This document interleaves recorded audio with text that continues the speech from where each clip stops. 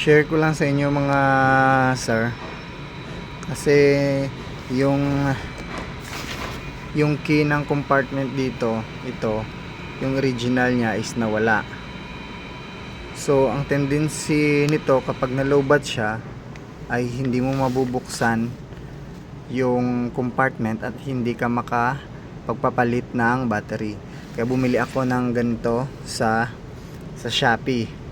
Mura lang, 100 plus lang, dalawa na. Tapos may kasama ng magnet.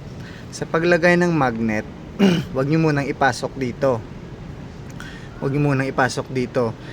Ilagay nyo muna yung mga magnet dito, ilapat nyo. Tapos apat yan.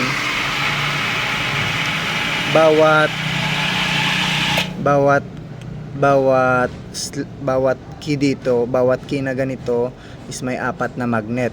Pero meron yang 6 slots, pero apat lang dyan ang may magnet.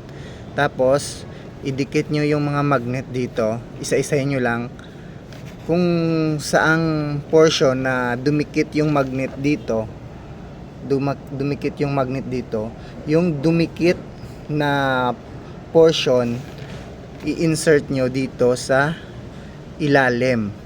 Yung dumikit yung nasa ilalim, pero itama nyo muna dito para malaman nyo kung saang butas yan. Yon, ulitin ko mga sir, kung saan yung lumapat na magnet dito, na kung anong side ng magnet ang lumapat, yun yung sa ilalim, kasi yung mechanism dito ay patulak.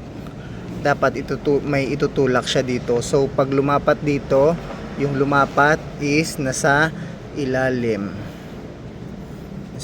nito, para matulak niya yung mechanism doon at ma-unlock yung mga compartment key ninyo.